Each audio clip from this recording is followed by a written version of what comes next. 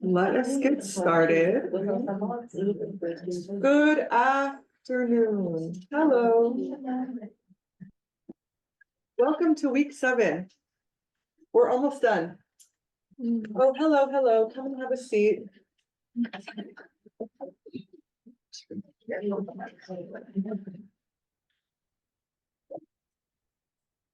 It's like, when you're waiting for a bus to come and it's not coming and you call a taxi, and the moment the taxi, you call it, the bus comes. That's what's like starting class. The moment I start class, everyone comes. It's very nice. Thanks, Yvette. Hi, everyone. Good afternoon. Welcome to the penultimate lecture in food technology and development. I am so excited for today's lecture because today's lecture has been a year in the making. More than that, a year and a half, maybe 10 years in the making, depending on how we look at it. That's Yvette who's laughing right now. Because today we have an incredible guest speaker who I'm going to introduce to you in just a moment. But really quickly, before I introduce our guest speaker, I want to tell you how today's going to work. So the first half of the class, we're going to have our guest speaker, Yvette. Then we're going to do a break as we normally do. Then we're going to come back and we're going to rush through my lecture. Okay. I've decided to cut my normal lecture into 2. I'll do the next half next week because of the timing, but we're going to rush through the lecture in a really productive way. So then we have time to do discussion afterwards. Okay. So today's going to be a day to kind of move quickly, but we're going to have plenty of time to discuss as a group, both with Yvette and then later with our discussion moderators. So I am so pleased. Let me get my notes so I don't mess this up. I am Please. Oh no. Yeah, I am so pleased to introduce Yvette Tetteh right here on our screen, who is a British Ghanaian creative and business owner. Growing up across cultures and continents, she is insatiably curious about identity making, and selfhood. In her capacity as the co-founder and CEO of Pure and Just Food Company, which she's going to just tell us a little bit more about today, Yvette uses climate-smart agribusiness to catalyze African potential, creating economic opportunities for Africans to pursue self-determination. Yvette has raised over $750,000 US in personal and business awards and grants, and from over 3,000 applications, was selected in the top 12 for the Go Getters Agripreneur Prize in 2022. And if that's not enough, she is also a top 5 Cartier Women's Initiative 2023 finalist. And I'm just wondering if that came with any Cartier, but maybe we can talk about that afterwards.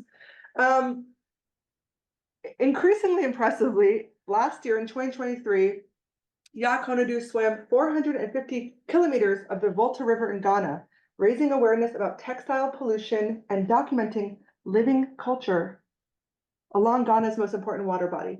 So I'm so pleased to welcome Yvette to class today to hear more about the work that she's doing, and to have a discussion with all of us around how all this stuff we've been talking about in class actually works on the ground.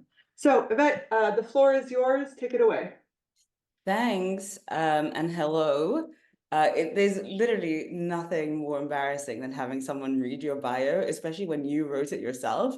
So you can't even say anything. It's like, wow, I really went in.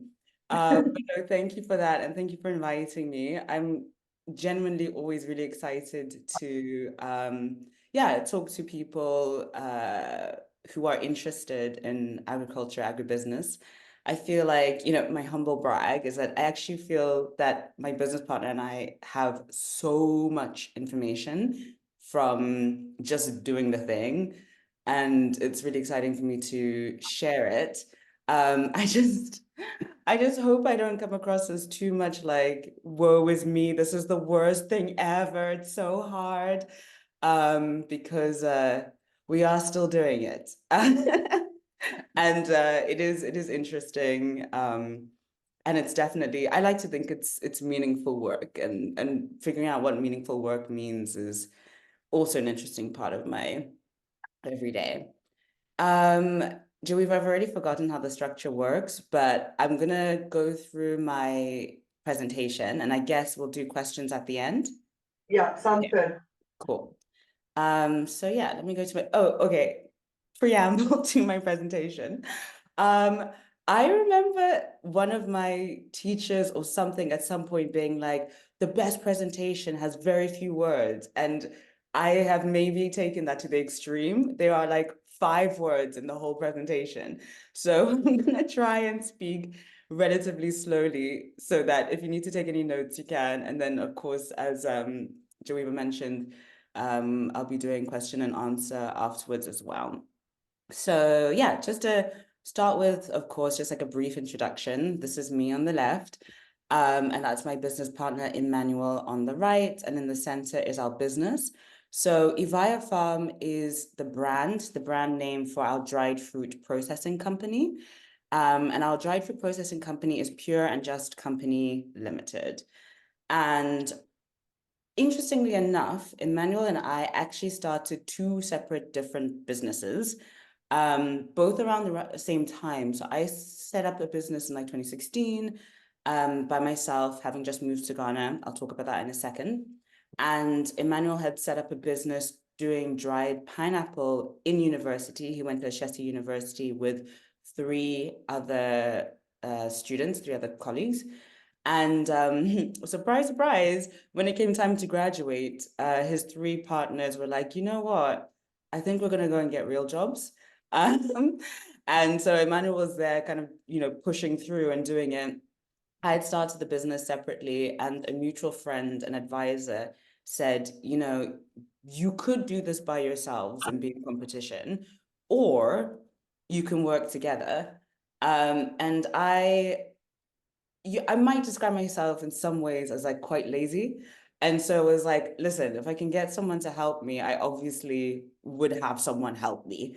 And so, yeah, we joined forces. And I think even just that part of our business story is quite important to how I think about contemporary agribusiness and how our generation is doing agribusiness, which is to say, I think a lot of us are really driving for collaboration, versus I think what has been historically experienced, which is much more like competitive mindset, where everyone kind of feels like everyone else is the competition, we have to keep secrets. There's a lot of scarcity mindset. This is partly I've experienced this, partly it's conjecture, because as I'll talk about now, I didn't actually grow up in Ghana. So my family is Ghanaian, but I was raised in Johannesburg. And then from Johannesburg, was partly in the UK. I was born in London, went to secondary school in the UK, and then went to university in the US. And then after university, went to Hawaii for 6 months, which was not bad, as you can imagine. And while there, I semi-randomly, not randomly, decided to work on some farms and just got really interested in it. And yeah, on one of the farms, I saw they were drying bananas. And I just thought to myself, you know, this actually seems really straightforward. Like you literally just pick the fruit and then you put it in the machine and then you package it and you sell it. Like, it's not rocket science. Um, and I was thinking, okay, like I finished my undergrad, I want to do something. I wasn't ready to go back to school, because I was like, I need to do something real in the world. And no offense. I'm actually back in school now as well. I'm doing my master's, so back in that place. But yeah, so I was like, okay, let me go back to Ghana. And for me, it's been really interesting to look at my own story and trajectory of like going to Ghana, starting the business within the context that we're seeing now of, it's not new, but I would say like a reignition of diaspora, people in diaspora, that is Black British people, African Americans going to Ghana to reconnect. And you see that reconnection happening in quite a few different ways. And in some of the ways, it is like through business. For better and worse, I'm gonna say, well, let me just leave it up for better and worse. We're seeing a lot of people coming and doing and like reconnecting or connecting for the first time more in the like social way, the cultural way. So like you see a lot of like fashion places doing photo shoots in Accra, and a lot of people come to party at Christmas, which is fine. But there's also this interesting contingent of people who are, even if they grew up in Ghana, but maybe they went to university abroad and are now returning to start business and then potentially to start agribusiness. So we run a dried fruit processing company. I know the people who do like moringa processing. So I always call people young guy. They're my age or older, but like this young guy who's doing moringa, another young guy who's doing plantain chips, this cool chick who's doing dried coconut. And all of us have this kind of like, we've kind of been outside, come back story. Anyway, yeah, so this is the thing. So I'm just laughing, like literally no words. So on the left is one of my staff. This is Henrietta, and she's been with us for now, I think 2 or 3 years. So yeah, briefly again, Emmanuel and I came together in 2018, and it's been since 2017, but then we registered our company in 2018, and then it's been since 2018 that we've gone on this journey of like building up the company. So actually at the very beginning, it was literally like I had a tabletop dehydrator in like my auntie's house. And then we rented space in a facility actually from Moringa Connect, which is the moringa processing company I mentioned earlier. So we rented space in there. They're like super generous to do that. Again, like it's not really normal in Ghana for people to be open and allow people to experience the processes and the space, but they gave us space to come and operate. And then after about 1.5 years, 2 years of being there, we were able to raise funds through grant funding and through a bank loan to move to our own facility, which was just around the corner from that first one, still in a residential area where we just converted a house actually to be able to process. And now we are like 75% of the way through fundraising to move to a new facility, which is actually just like outside of the residential area. It's in a sort of semi-industrial, semi-rural space where you actually have other fruit processing facilities in that area. And we have our own dedicated warehouse where we'll be able to operate at a larger scale and be export oriented. So right now, we have been mostly supplying the domestic market. And that was partly because so many reasons, but part of it, actually, let me just check what my next slide is. Okay, let me go to the next slide just for fun. So yeah, we've been mostly processing for the domestic market because that was the market that was available to us.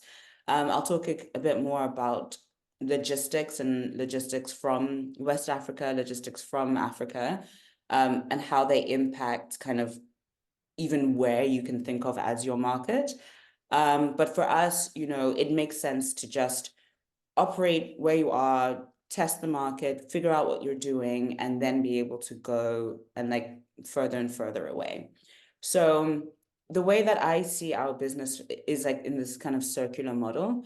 So where we start in Ghana, processing in Ghana, producing for what is really like an upwardly mobile, upper middle class customer, just because the cost of processing is so high, actually, when we think about the cost of logistics, the cost of fuel, the cost of electricity, the cost of machinery, which often has to be imported, the cost of processing is high. And so it's only a certain segment of the market that can even afford to purchase the product. And, that's kind of where you have to start.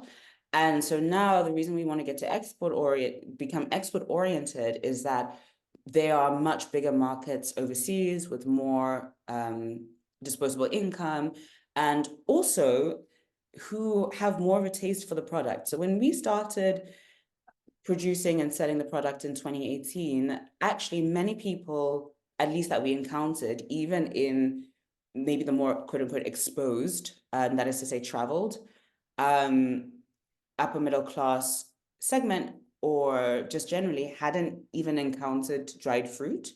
There had been other companies in Ghana that had done dried fruit, and there is two big companies who are doing dried fruit from before us. One is Ghanaian owned and one is Swiss owned, but they were pretty much primarily exporting. Like literally, I think it was like, I went to one of their factories once and they said 98% is for export.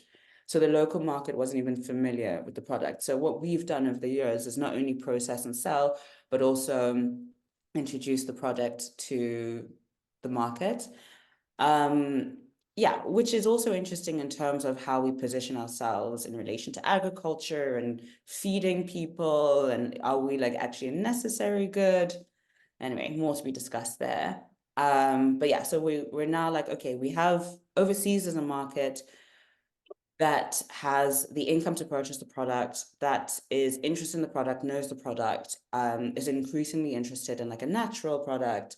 I think also, inevitably is interested in like an African development story from different perspectives. So we want to sell to them, be able to make enough money, and then have the financial foundation to then actually reinvest locally to be able to increase our capacity enough that we're able to bring our unit costs down low enough that we can then become affordable for a mass market in Ghana. And part of all of this too is that we want to be able to generate income for Ghanaians and West Africans and people in sub-Saharan Africa, blah, blah, blah, but starting with Ghana, which happens at multiple levels, but, at the kind of like quote unquote primary level, it's like we're buying produce from farmers.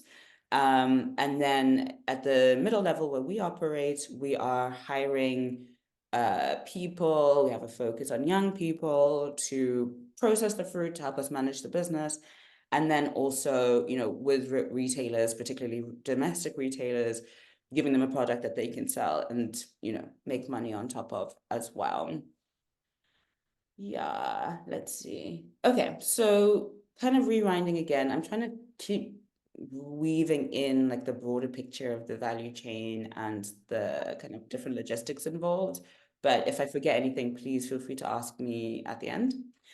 But yeah, in terms of like our overall journey, at the very beginning, as I mentioned, it was like really bare bones. And it was just like me and Emmanuel literally like cutting fruit and putting in the dryer and packaging it, blah, blah, blah. And actually, I used to myself drive to the farms. So right at the beginning, we were first actually buying a lot from the market, and really the market, like literally you go to the market in town. And the market is run by market women who are typically doing purchasing and aggregating from the more rural areas and then bringing it to town. So obviously they're including the cost of the transport and also their own labor and their markup. So obviously, like, as we have to then pay for the processing part, we need to make sure we're actually, as much as possible, buying from the farm gate, so that there's room for more cost before we sell to the end consumer or to the clients, whatever. So eventually started to build relationships with farmers and just be connected to different farmers. And yeah, on the left is one of our farmers, one of our OG farmers, Mr. Malik. He has a pawpaw farm or papaya farm. And this is actually a very neat picture of me going to get the fruits. There's also, I couldn't find it quickly enough, but there's also like pictures of just like literally like 600 kilograms of mangoes unboxed that we're just like throwing into the boot, trying to fit in as much as possible. I'm just like praying that I don't get any flat tires in the middle, like wherever.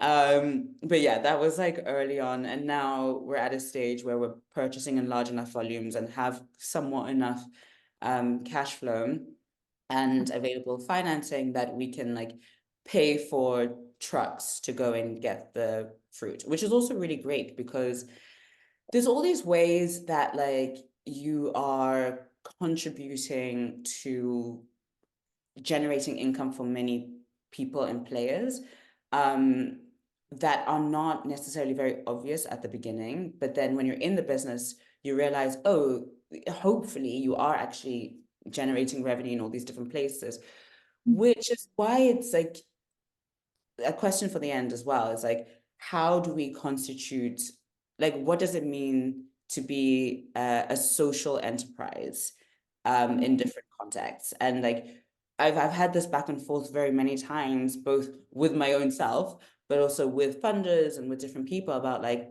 do we constitute a social enterprise because we are, or partly because we are generating revenue for people? I don't know. Sometimes I say yes, sometimes I say no. I think the main thing is not to overstate what your role and participation is. One of the social things that is also maybe like, depending on your resources, also a normal thing is like, as you can see on the right, that's actually our staff, our processing staff, that wherever possible, we try and like take out to the farms so that there's more mutual dialogue and understanding. So a lot of the time, it could actually be very easy to have this very linear mode of communication, of operation, where it's like everybody's in their position, nobody really knows about who else is along the value chain, people just supply. But a few times now we've taken our staff to the farms, and actually, I mean, I hope I'm not just projecting, but I really felt like some of the farmers and the like farm hands were really excited and really interested in people being interested, especially like city folk, being interested in the work that they're doing. Especially since like, I don't know, there's a shifting idea of what farming is and what it means and like social status in Ghana, which honestly I think is pretty similar in the UK as well. Where it's like, is this something that we look up to? It's necessary, but people make money, da da da. So I think it was exciting that for the farmers that there were people taking an active interest, and then also for our processing staff, it's people who might not necessarily have, if they're not going to their villages, if they're even from not Accra, might not be going to these places and learning about how food is grown. So that's been really interesting as well. Okay, more on value chain. I think that's what this slide is. Yeah, so on the far left, this is fruit arriving to our facility. There's Henrietta again.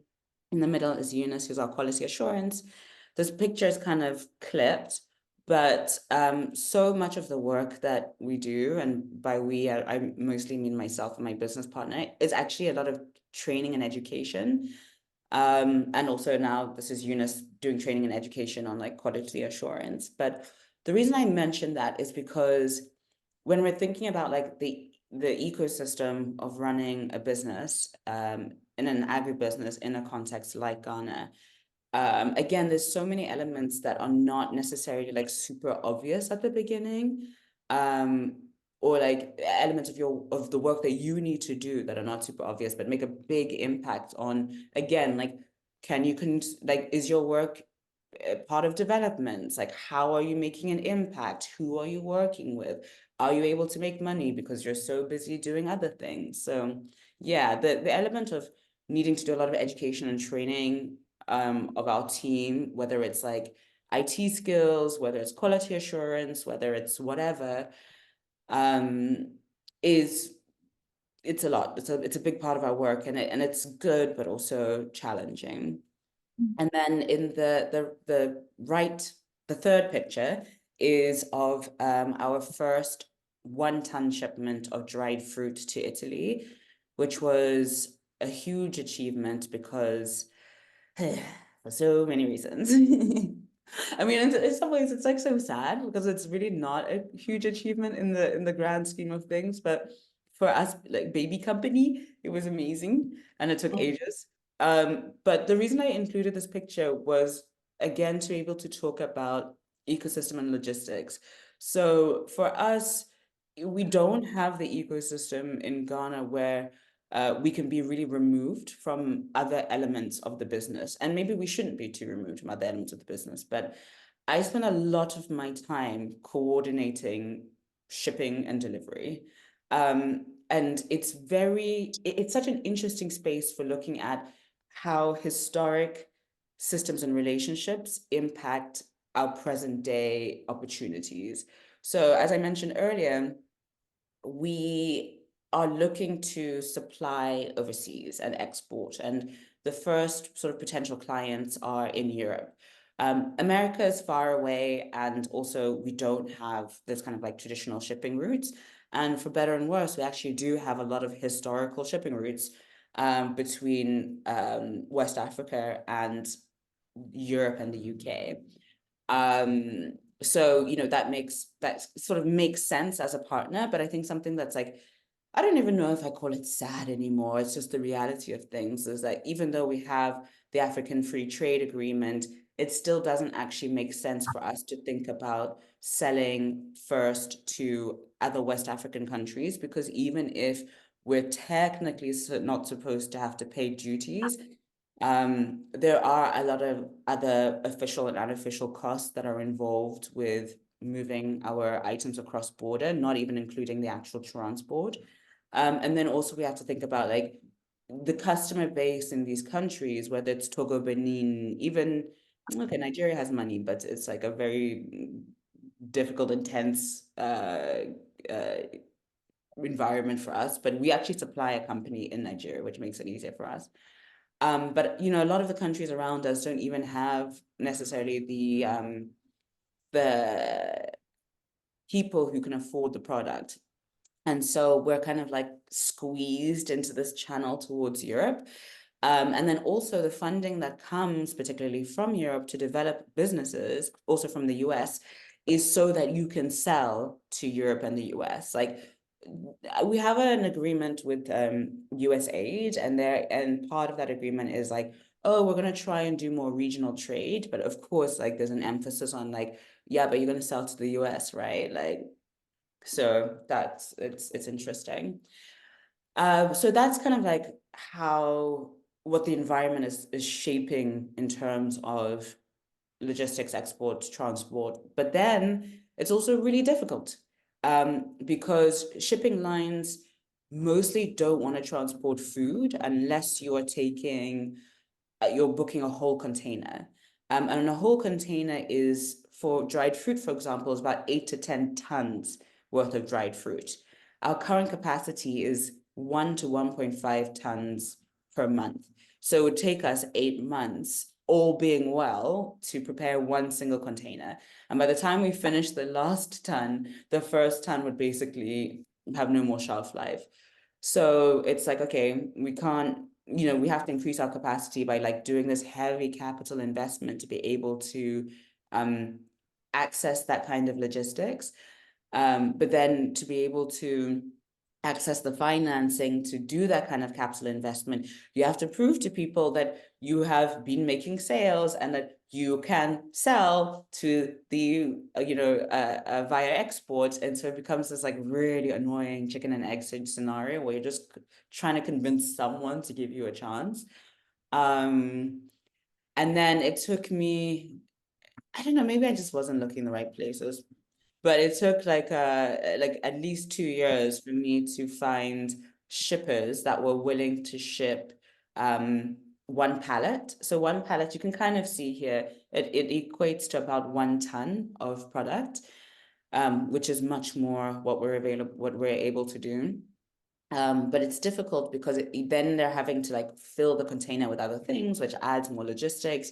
And also they typically don't want to mix food and non-food, which is not unreasonable because if something happens with the products and it gets damaged, they have a lot of liability. So yeah. Anyway, after you do all of that wahala, you get the product, which is here on the far right, and hopefully everything is fine and it works and blah, blah, blah. Yeah. Okay, let me see anything else. Oh, okay. Do I have anything else to say? Let me just check my notes real quick. Oh, okay. I guess just one more on this one, which is also a general comment in terms of like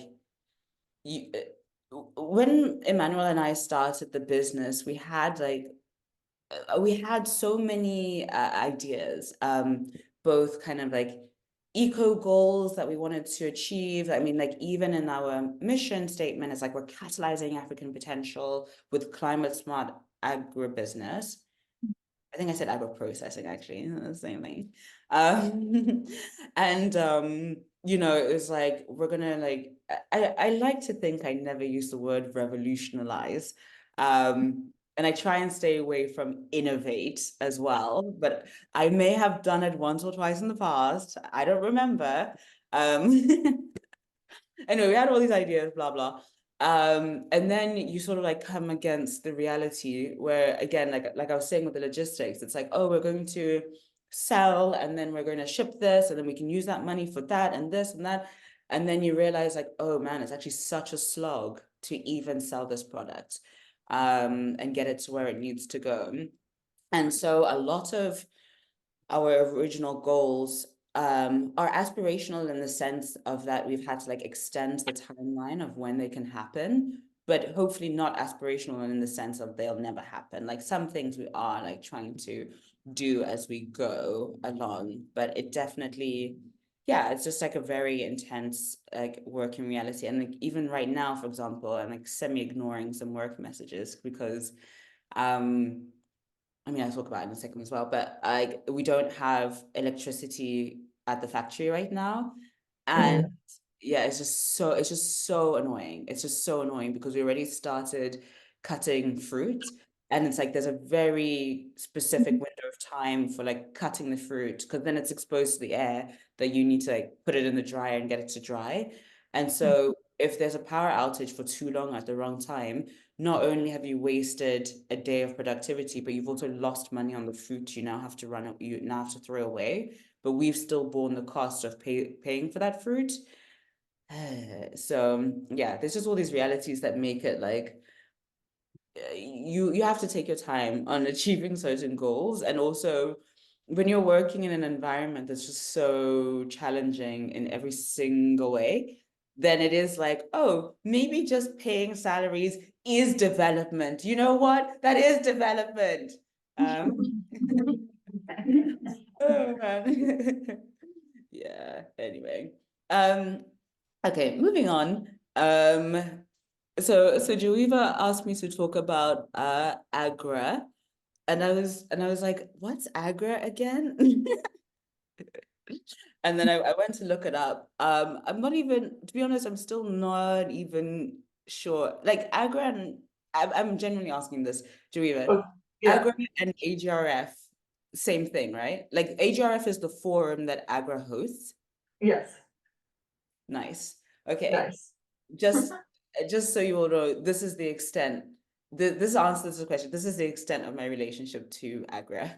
And this just circling back to the beginning of my presentation.